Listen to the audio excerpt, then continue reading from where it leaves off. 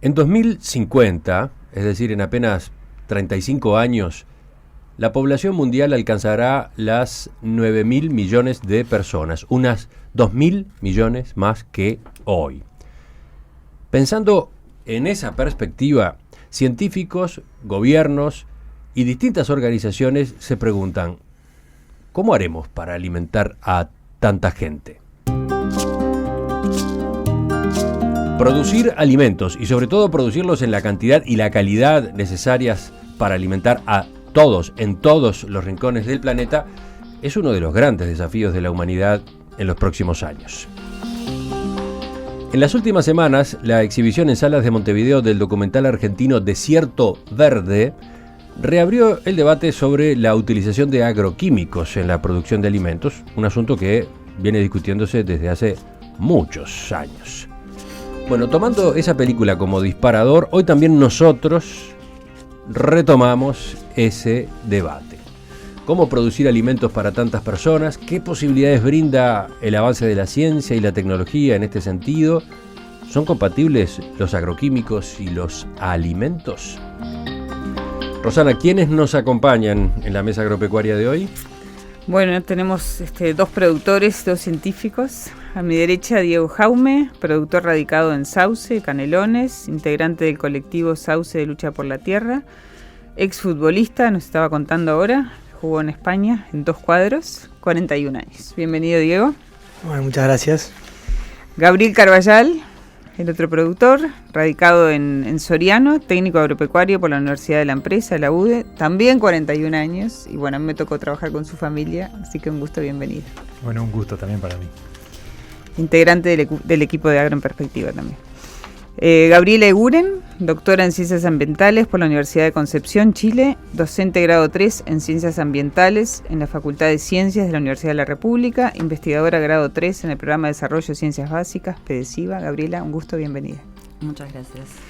Y en el teléfono desde Estados Unidos, Walter Betgen, ingeniero agrónomo, doctor en Ciencias Ambientales por la Universidad de Virginia, dirige el programa para América Latina y el Caribe del Instituto Internacional de Investigación en Clima y Sociedad de la Universidad de Columbia en Estados Unidos. No sé si nos escucha bien. Buen día, Walter. Buen día, sí, se escucha perfecto. Sí, lo estamos escuchando y lo estamos viendo a través de la comunicación en videoconferencia. Los oyentes que están siguiendo esta mesa en la transmisión en video en nuestro sitio web también van a poder observar a Walter, aunque no está con nosotros acá físicamente. Vamos a la primera de las preguntas, si es posible para una rueda rápida. ¿Se puede aumentar la producción de alimentos al nivel que será necesario hacerlo en los próximos años sin utilizar agroquímicos? Acá, Gabriel. Bien, la producción de alimentos actual está fuertemente basada en la utilización de agroquímicos y de tecnologías de modificación genética, ¿verdad?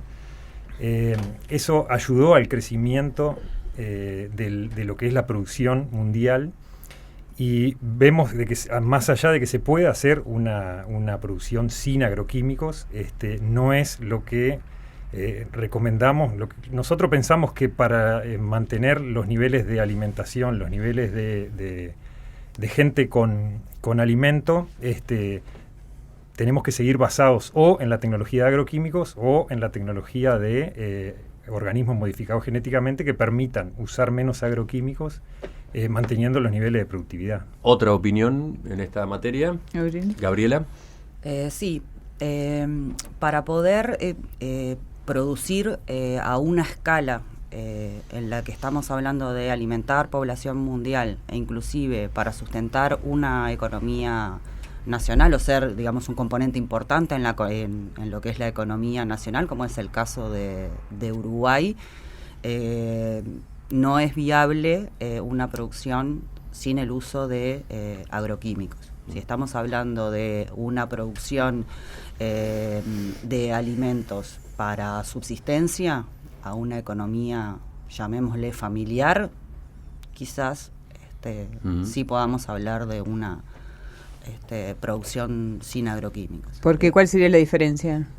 Los volúmenes de producción, las estructuras de costos pero fundamentalmente lo que tiene que ver con volumen de producción. Enseguida vamos a definir, por lo menos brevemente, qué son los agroquímicos, pero sigamos primero escuchando las respuestas. Diego. Sí, yo un poco discrepo, ¿no? Creo que, discrepo no en el hecho en sí que se puede producir más. Yo creo que eso no se discute.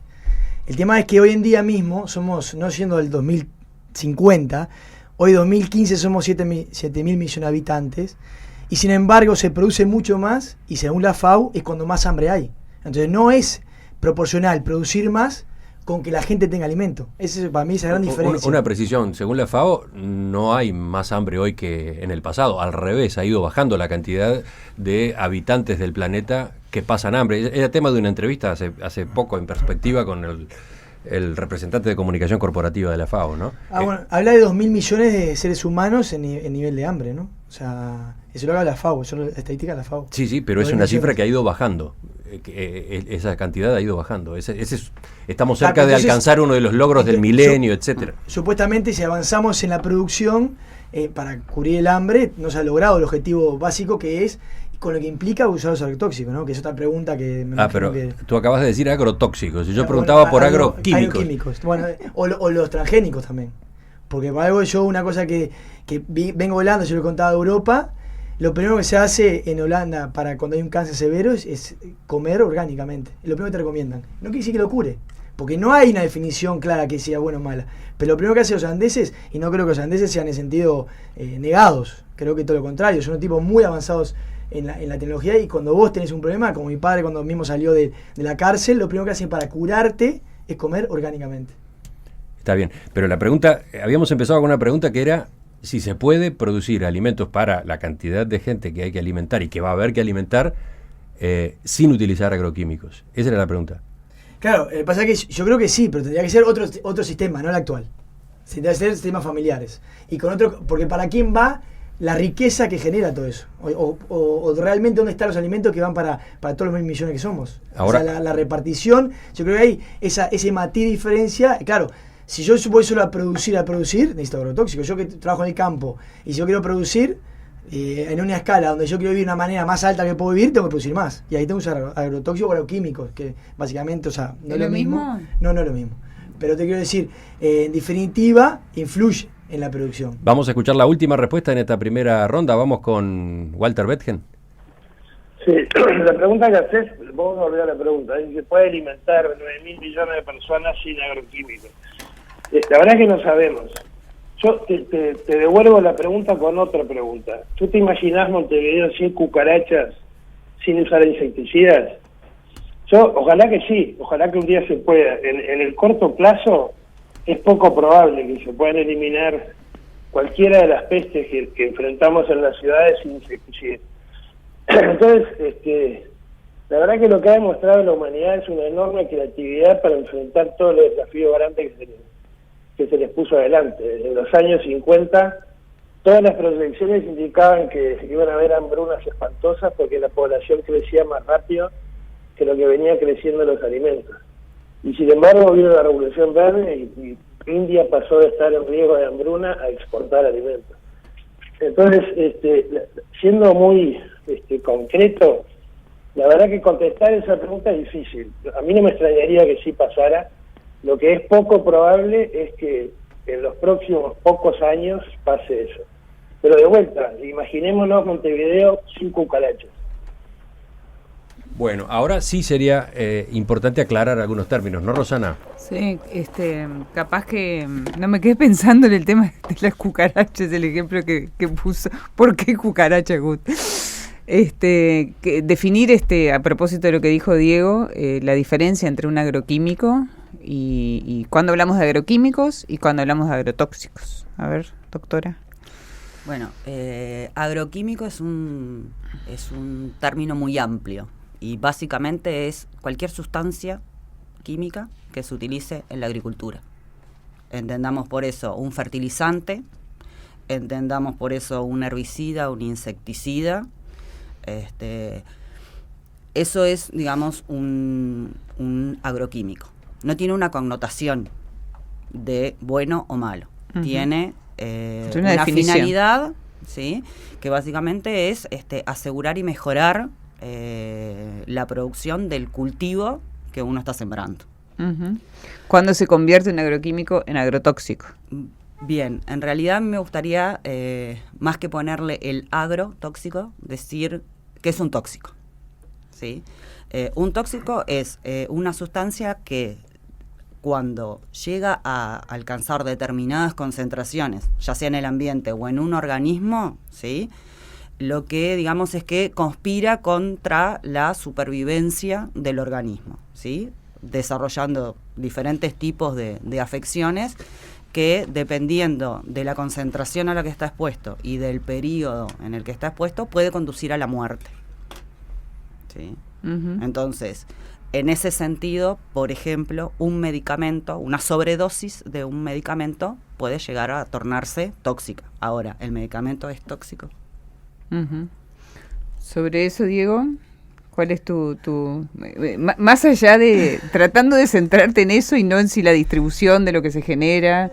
No, pasa que también no es independiente, ¿no? Creo que yo lo escucho ahora justo a la doctora Gabriela, que se llama, no es independiente. Yo, claro, yo no soy un ingeniero ni es más, vos decías muy bien, yo me dediqué toda mi vida a jugar al fútbol y ahora me volqué al campo, pero he vivido mucho en el mundo y sin duda que he recorrido el mundo. Por suerte he vivido en muchos lugares y entonces yo lo que creo sí es los hechos que pasan, mucho más que los estudios. Yo ahora vivo en el campo y vivo del campo, que es un cambio radical para mí, que no tiene nada que ver, que después he vivido 12 años en Europa. Y entonces hay vecinos que todavía pescaban, ¿no? O sea, normalmente en cañadas y amigos de los padres de mis hijos, que ahora van a pescar en lugares que hay soja, que se plantó soja y se utilizan agroquímicos y agrotóxicos, las dos variedades, y no hay un pescado. O sea, son hechos constatables. Yo no tengo el hecho científico. Porque yo ahí, si entras ahí, me vas a vapulear. O sea, no tengo claro. Después si vamos a hablar de fútbol. Yo de fútbol te puedo vapulear. Pero si vamos a hablar de eso, está claro que yo no estudié. ¿Entendés? Entonces, yo lo que te digo hecho constatable. Y una vecina mía, que divina, la veterana, que vive en el campo, una horticultora de toda la vida, que planta, tiene 90 años, vive una calidad de vida. Porque yo quiero ver lo que es calidad de vida hoy en día. Yo encuentro mucho más calidad de vida en el campo que en Europa, en Madrid. Yo encuentro mucho más calidad. La gente, lo que es realmente, veníamos hablando ahora de los autos, pero no va a caso. Y esa persona también, porque en Sau se rodearon de soja. Venimos de una temática muy sensible, con el agua. Y ahí tomaban vacas, y tomaban toda la vida de la misma cañada, se plantó soja, y otra ciudad se murieron 2 vacas. Tuvo que cambiar el lugar de toma de agua. Entonces, esos son hechos constatables. Uh-huh. Entonces, eso, no sé, la doctora lo explicará, pero son hechos constatables que no estoy mintiendo, o sea, es real. Sí, Gabriela, eventualmente Gabriel, eventualmente Walter, a ver quién sigue. Gabriel, dale. Yo viví en el campo toda mi vida, no pude nunca jugar al fútbol, juego muy mal al fútbol. Lo mío era un poco más el básquetbol, juego muy mal al básquetbol también. Estoy en una zona donde realmente estamos rodeados de soja, como dice Diego. La situación es, no podemos enganchar cosas que de repente no tienen nada que ver. La estadística nos permite hacer cosas que a veces no son correctas. Que las vacas se hayan muerto por tomar agua debido a la que vino la soja no es un hecho constatable tampoco. Pueden haber pasado 1000 cosas en el medio. Yo vivo al lado del Río Negro, y en el Río Negro se pesca espectacularmente. No quiere decir que la soja haya mejorado o empeorado la situación, simplemente que no puedo decir que se murieron los peces porque se plantó soja. Es un poco la primera reacción a la sojización, que se ve en la población en general, que en realidad comparto en que no está bien lo que se llegó a lo que se llegó en Uruguay, ¿verdad? De 1,5 millones de hectáreas de soja contra muy pocas hectáreas de otros cultivos. Pero tampoco estoy de acuerdo en enganchar una cosa con la otra. ¿Por qué crees que hay esa visión de la sojización, como a mí me siguen preguntando? Yo siempre pongo el ejemplo del portero cuando vengo, que siempre me pregunta algo, ¿pero es bueno o no es bueno? ¿Por qué tiene ese mal marketing? ¿Por qué se toma como una invasión y además negativa? Y se le pone directamente el término agrotóxico directo, soja, claro. Agrotóxico. La visión es de que se cambió algo que era estable y que se conocía. Y yo creo que todo cambio, ¿verdad? Uruguay era un país ganadero, toda la vida fue un país ganadero. De repente nos transformamos en un poco más agricultores. Ojo que en Uruguay hay 18 millones de hectáreas, de las cuales 1 millón se usan para soja, ¿no? Relativizamos también ese dato. Pero todo cambio implica un miedo a lo desconocido. Yo estoy de acuerdo con eso. De hecho, nos pasa a nosotros, en el momento de diagramar los esquemas productivos que tenemos, tratamos de programar mirando hacia adelante. Y yo creo que la población, en el momento en que le dicen de 5.000 hectáreas que había en los 90 a 1 millón hoy, es un cambio drástico.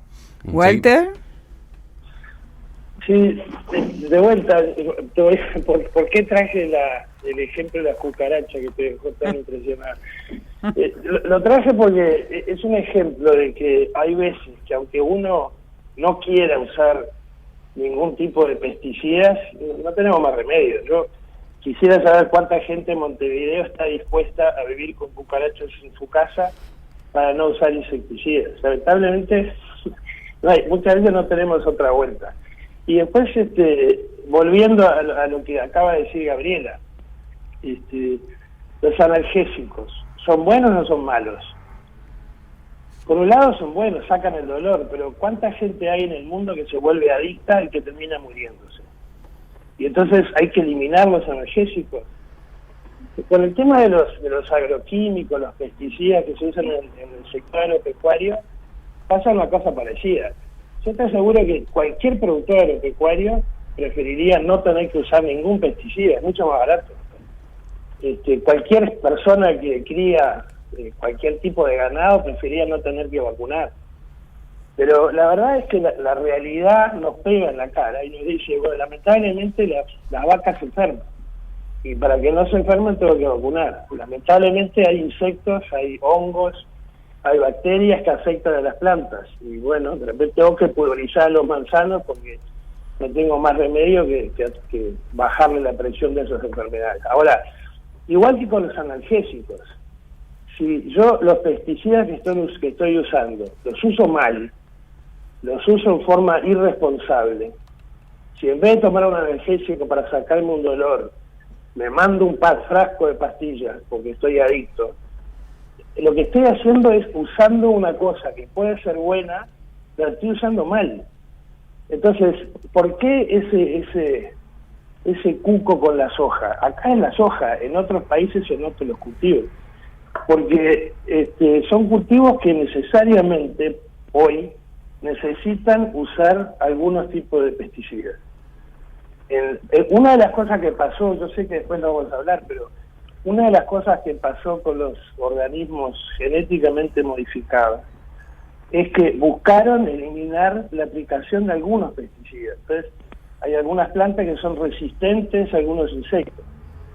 Entonces, ¿eso qué trae? Y bueno, trae que por lo menos para esa plaga no haya que utilizar pesticidas. Entonces, en resumen, yo creo que plantear la discusión, ¿los agroquímicos son buenos o malos? No es una buena pregunta. Es inconducente. Es la misma pregunta que los analgésicos son buenos o malos.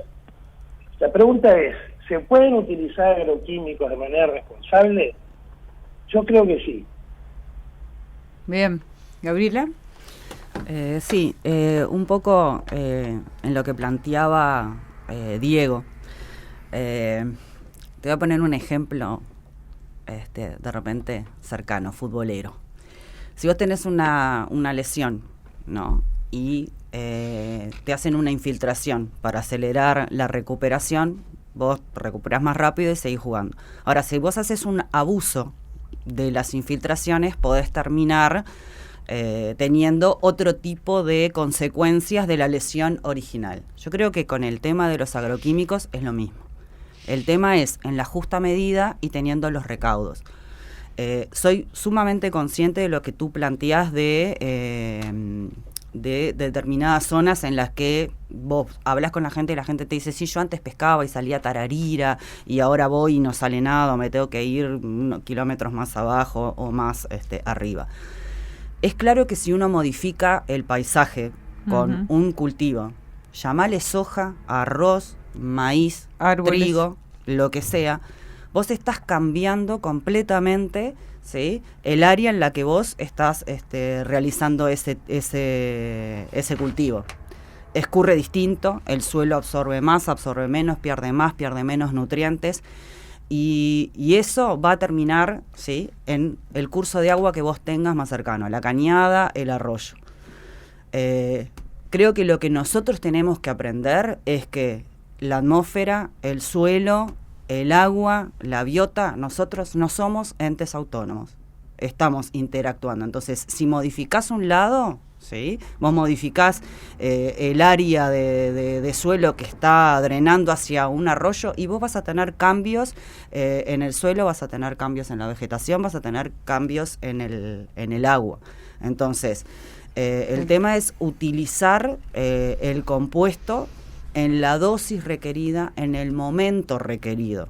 Se han cometido errores, y eso es lo que ha generado problemas y ha generado la reacción, digamos, de la sociedad en su conjunto. Y creo que está muy bueno que reaccione la sociedad, alertando de ese tipo de situaciones que están viviendo, para que haya respuesta desde el gobierno, desde el productor, desde la academia. Me gustó el ejemplo, Gabriela, porque ahí me encajo perfecto. Voy a decir, yo viví todavía el fútbol y siempre fue un tema la infiltración, para la gente que no sabe. Todo lo que jugamos al fútbol, aparte te decían, infiltrarte es malo, pero depende de vos, manejamos con cuidado, una vez te hace mal y no pasa nada, pero podés jugar. Acá vos decías perfectamente lo mismo, es malo. Los agrotóxicos son malos. Walter decía, yo no creo en la responsabilidad, porque acá no es Gabriel, son multinacionales que se compraron, porque Gabriel decía muy bien, 18 millones de hectáreas, pero ¿cuántas compraron los extranjeros en Uruguay? Cuando en España no puedes casi comprar. Entonces yo no confío en las multinacionales. Ahí está la diferencia. Yo no confío con el servicio responsable. Ellos manejan el querer sacar el máximo rédito. Porque si no se van. Son multinacionales. Son capitales que no saben ni quiénes son. Es más gente capaz que no sabe y compra en Uruguay. Pero el manejo responsable lo regulan acá en Uruguay. Pero y ahí, ojo la regulación. Es muy difícil la regulación. Está comprobado. Por algo se han contaminado todos los cursos y eso es hecho contrastables. Ahora, ¿por qué hay preocupación en el gobierno? ¿Cuánto gasta OCE para intentar que el agua sea? Vos sabés bien, Daniel Panario ¿lo conocés? Estuvo en Sauce hace 10 años y él dice, el agua de OCE no la tomo. ¿Quién toma acá el agua de OCE? Yo no la tomo. Digo, yo tomo. Bueno, y lo mismo, yo creo que en ese sentido hay que tener cuidado, porque realmente está comprobado, es hecho constatable que está contaminado los cursos de agua. No lo digo yo, no lo dice mi vecino porque no pescan. Está contratado, y eso hay estudios atrás. Entonces yo, vuelvo a lo que decías, te hace mal infiltrarte. ¿Quién te lo infiltra? ¿Vos confías? Yo no confío en las multinacionales, no confío, porque buscan un solo objetivo, y eso está comprobado. Entonces yo prefiero mucho más la vida anterior, la calidad de vida, realmente calidad de vida, que yo que viví en Europa. Y yo le contaba a Emiliano la pasada, cuando estuve en el programa, no acá, iba a decir acá, pero con Emiliano, yo le decía, ¿qué es calidad de vida? ¿Qué es tener mucha plata y calidad de vida? ¿Qué es viajar? Yo viajo en mi auto 5 años en el mismo auto y no cambié. Ahora veníamos en la ruta y yo hace 5 años tengo el mismo auto. ¿Y por qué tengo que cambiarlo? ¿Porque es viejo? Entonces eso en Europa pasaba y no saben qué hacer. Ahora acaban de tirar en África miles de millones de celulares porque no saben qué hacer. Veo a mis hijos que tienen un celular que les usa y quieren cambiarlo. ¿Y por qué? No sé, porque hay que cambiarlo, papá. ¿Y por qué tengan? Entonces todo eso entra en el sistema. Entonces yo estoy de acuerdo. Yo no confío, hay que cambiar el estilo de vida. ¿Estamos dispuestos a cambiarlo? Esa es otra pregunta que sea un debate mucho más lindo y otro día, ¿no? Ya continuamos en esta discusión y en esta mesa de hoy.